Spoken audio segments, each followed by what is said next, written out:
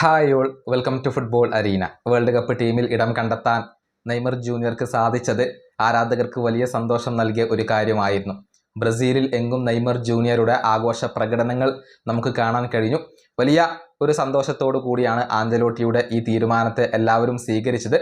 ഏതായാലും world cup ടീമിൽ ഇടം നേടിക്കഴിഞ്ഞാൽ നെയ്മർ ജൂനിയർ പിന്നീട് സാന്റോസിന് വേണ്ടി കളിക്കില്ല എന്ന റിപ്പോർട്ടുകൾ ഉണ്ടായിരുന്നു.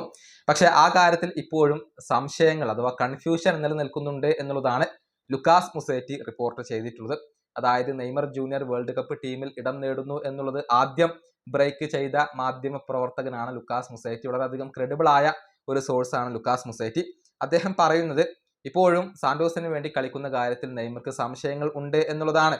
അതായത് പരിക്കേൽക്കുമോ എന്ന ഒരു ഭയം നെയ്മർക്കുണ്ട്. അതുകൊണ്ട് തന്നെ കളിക്കാൻ മടിയുണ്ട്. പക്ഷേ സാന്റോസിനെ സംബന്ധിച്ചിടത്തോളം പ്രധാനപ്പെട്ട ചില മത്സരങ്ങൾ വരുന്നുണ്ട്. അതുകൊണ്ട് തന്നെ കളിക്കണോ വേണ്ടയോ എന്ന കാര്യത്തിൽ ഇപ്പോഴും ഒരു അന്തിമ തീരുമാനം എടുക്കാൻ നെയ്മർക്ക് കഴിഞ്ഞിട്ടില്ല.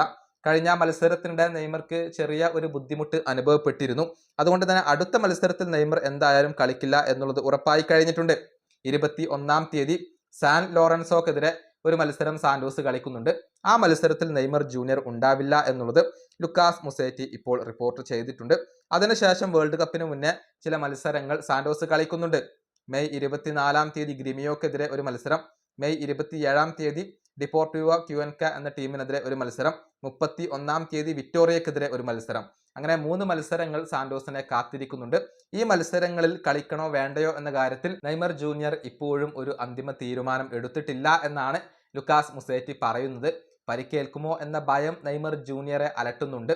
പക്ഷേ മത്സരങ്ങൾ വളരെ പ്രധാനപ്പെട്ടതാണ് എന്നുള്ളത് കൂടി ഇവിടെ എടുത്തു പറയേണ്ടതുണ്ട്. നെയ്മർ ഒരു അന്തിമ തീരുമാനം ഇതുവരെ എടുത്തിട്ടില്ല. കളിക്കാതിരിക്കുന്നതാണ് നെയ്മർക്ക് നല്ലത്. കളിച്ച് പരിക്കേറ്റ് കഴിഞ്ഞാൽ വേൾഡ് കപ്പിനെ അത് ബാധിക്കും. അതിനേക്കാൾ നല്ലത് നെയ്മർ ജൂനിയർ ഇനി സാന്റോസിന് വേണ്ടി കളിക്കാതിരിക്കുന്നതാണ്. ഈ വീഡിയോ അവസാനിപ്പിക്കുന്നു. അടുത്തൊരു വീഡിയോ കാണാം.